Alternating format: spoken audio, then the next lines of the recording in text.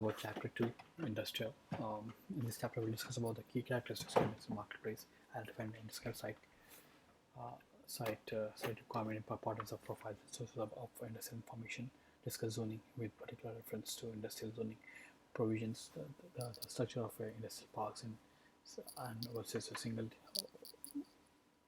versus multi-use buildings. Describe the various types of industrial building categories and selected industrial building features and characteristics. Briefly outline design, build arrangements and basic components of a sale or leaseback arrangement. Discuss special consideration involving industrial property valuation, including how differing cost estimates and rental rates will impact investor returns, and critically analyze and draft agreement of purchase and sale involving industrial property. So, so these are the couple of areas we're going to talk about for the industrial. Let's start with the industrial marketplace. The industrial market, the industrial area is probably defined as property used for processing and manufacture. Of course, industrial real estate includes all land buildings either utilized or suited for industrial purpose. While most registrants think of industrial property as specifically designed for manufacturing, the term has much broader meaning that includes production, storage, and distribution of tangible goods, as opposed to intangible goods like professional services. Traditionally, traditional uses now centered on manufacturing, warehouse, and transportation. More recently, industrial areas now contain business enterprises that involves diversity of activities such as data processing, advanced computer technologies, communication, publishing, printing, and a variety of support industries. Investors and investors and user perspective, the industrial market more so more so than any other market represents an intense interplay of investors and users. Investors have been have long been attached into industrial properties given the preponderance of large creditworthy tenants and the long-term leases. Users on other converse are typically committed to high capital cost, ability to manufacture needs, and often seek investors to fund the listed portion of the enterprises. The cost of a new building can be onerous when facing other capital requirements. This mutual beneficial relationship is no better and is evidence than in the sale or leaseback. The user will often opt for strategies where the use of a property has more value than the ownership of the site. Often the leaseback is more economical than other form of financing. Demand driven. The demand for industrial sites and structures arising from the specific demand for product. Demand for industrial sites and structures arising from the specific demand for product services is often referred to as a derived demand. In other words, industry activity and use is allocated to a particular site is right from the marketplace demand. Industrial layout and site utilization find their origin in the market requirements and are distinctly fashioned by immediate needs. Given this orientation, client requirements are largely dominated by specific functions. Distribution operation commonly focus on transportation corridors, time distance factor, and freight rates to the major areas and customers. Manufacturing concentrates on distance, raw material availability, and cost of energy to support manufacturing process and availability and cost of labor. Market-oriented industries seek proximity to their customer base. So to recap, the market for industrial sites and structures arise from specific demand for products and services is often referred to as derived demand. In other words, industrial activity and use is allocated to a particular site is derived from the marketplace demand. In industrial layout and site utilization find their origin in market requirements and are distinctly fashioned for immediate need. Given this orientation, client requirements are largely dominated by specific functions. Distribution operations commonly referred on transportation corridors, time distance factors and freight rates to major areas or customers. Manufacture concentrate on distance to raw material availability and the cost of energy to support manufacturing process and availability and cost of skilled labor. Market-oriented industries seek proximity to their customer base. After all, reduced costs for transportation can translate directly into bottom line benefits. You can see the structure. The demand-driven nature of our industrial market can highlight new construction to the detriment of the potential within the existing structures. So, just to compare with the of new construction with existing structures, the demand-driven nature of industrial market can highlight new construction to the detriment of the potential within the existing construction in today's marketplace. New resistance, wind resistance provide a valuable service in the world of adaptive reuse. These projects involve rehabilitation of existing structures into alternate uses like heavy industrial sites into smaller light industrial operations and warehousing facilities. The older properties can often be converted into incubator building consisting of small low-rent units designed for newer industrial tenants who will ultimately grow out of the existing premises and move the exit of industries to suburban location affords opportunity and conversion in older industrial districts. Many industrial locations in the larger urban areas are now home to power centers, a grouping of big box retailers, centrally located loft-based buildings that house traditional manufacturing facilities now provide uh, the structure for vertical businesses and industrial parks. Let's go on to the next topic: site requirements and profiles. Complex site requirement for facilities are available, and so complex site requirements frequently occur in the market driven by by specific demands. Industry users not only consider the requirement. Industry users not only consider site requirement in zoning restriction, availability of services, transportation facility, and physical topology, but also of other factors extending into the community and regional and sometimes provincial perspective. Community profiling can be one of the highest priorities in industrial strategy planning, leading to the opening and relocation of an industrial facility. Industrial specialists, when assessing sites, rarely use a standard checklist of needs given the wide diversity of user requirements. Needs vary significantly dependent on whether the user specializes in service manufacturing or warehouse facilities. Industrial users are faced with various situations not commonly addressed in other commercial acquisitions. For example, a large manufacturing facility may have access to water demand, water generation, treatment of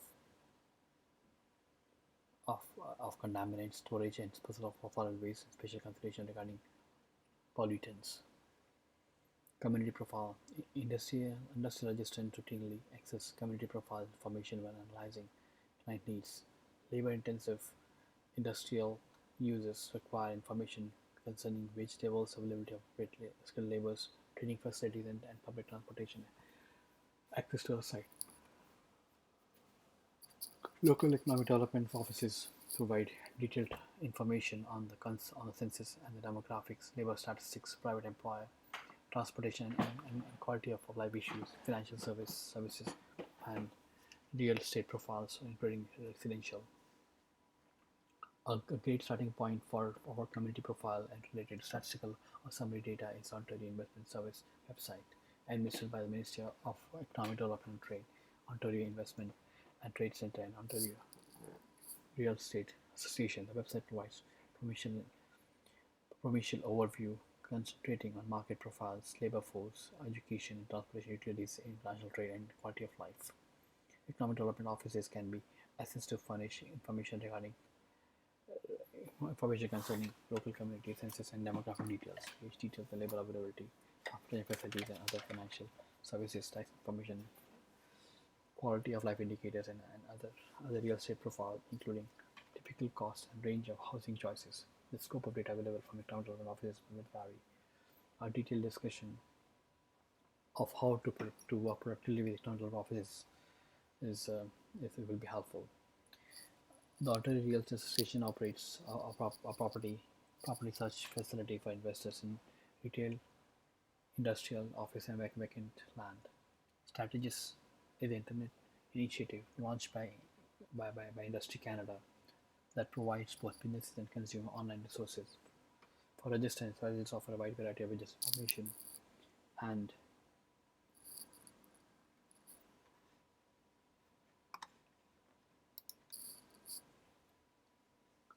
and more particularly profiles regarding industries across throughout Canada.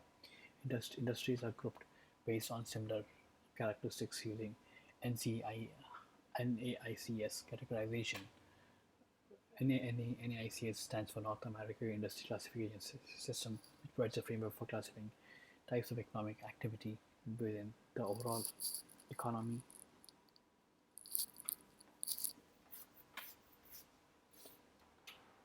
and it's not strictly limited to industrial uses as currently being discussed. NAICS is used in classifying the business activity for the collection, analysis, and publication of statistical data, and can be useful when conducting research for commercial and industrial clients.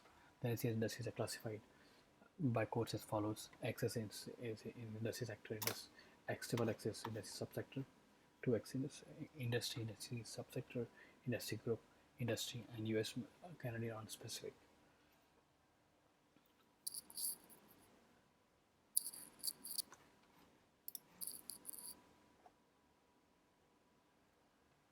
So regarding site requirement and profile, the first point is getting the community profile, and second is looking at the accessibility. The availability of industrial space, while ultimately driven by demand, depends largely on three factors. Industrial land acquisition and retention is frequently driven by economic development commission within the local or regional areas. It also depends on the zoning requirement, which should define the scope and the mix of industrial activities and encourage compatible use within the area. Zoning also sets out specific areas for needed but often of undesirable uses that can involve fumes, noise, vibration, and extensive outside storage, like wrecking yards, raw material processing areas, or violent processing. Zoning requirements are also typically detail height and size limitation, and sometimes industrial density or intensity requirements. Industrial site availability and expansion are tied to the construction of servicing extensions to the raw material lines. Capital improvement funding by the local government is required to extend water, sewer, and transportation lines. So to recap, the availability of industrial space, while ultimately depend on the demand, depends largely on three factors. Industrial land acquisition and retention is frequently driven by the economic development commissions within the local or regional area. Purchases by the municipality ensures future availability while providing a measure of control over types of industry that will occupy developed site. Zoning requirements define the scope and mix of industrial activity and encourage compatible uses within the areas. Zoning also sets out specific areas for needed but undesirable uses that can involve fumes, noise, vibration, or extensive outside storage.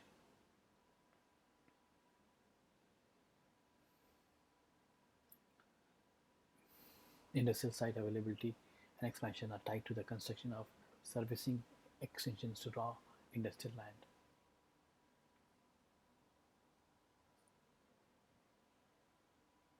Capital improvement funding by the local government is required to expand water, sewer, and transportation links.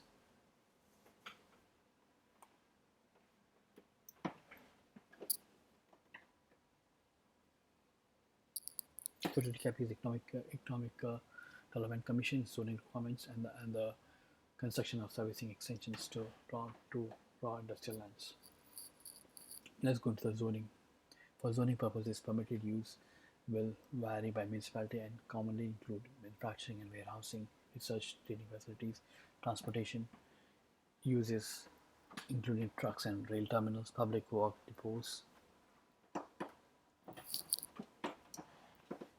contractor yards, service and repair operations, electric power facilities, and automotive service establishments. In recent years, industrial areas have become more varied in terms of the land use for the appearance of large-scale entertainment centers, education facilities, fitness club, fraternity organization, and large vertical market retailers. This wide variety of uses has served to blur the traditional lines separating retail and office and industrial market. As for the actual placement within the community, industrial properties are ideally grouped in planned areas to minimize impact on the adjacent uses. Buffer zones are frequently utilized. For example, a residential zone will would buffer the agriculture zone from commercial which in turn buffers the residential zone from the light industry, and light industry serves to separate the more impact, more severe impact of heavy industry.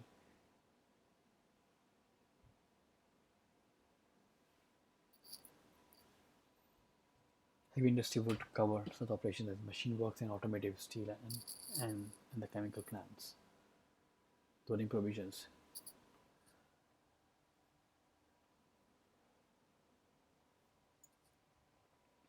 Industrial zoning provisions are somewhat by the municipality, and but for such activities generally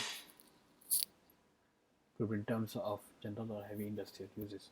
Each category provides permitted use, lot frontage, lot areas, and minimum lot inside of front yards. So to recap the zoning provisions grouped under the general and industrial uses, each category provides specific permitted use, lot frontage, lot area, minimum front and side or rear yards.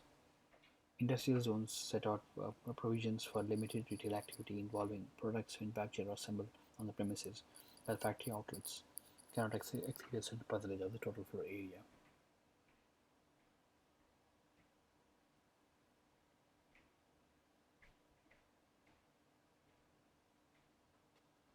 Industrial parks. An industrial park is a controlled development designed and zoned to accommodate specific type of industry and to provide such things as public utilities, streets, railroad sidings, and water sewage facility. Industrial parks, often referred to as industrial park districts, are intended to provide areas for industrial development that do not distract from adjacent residential areas and other uses. Regulations that back industrial parks include compliance with performance, compliance with compliance with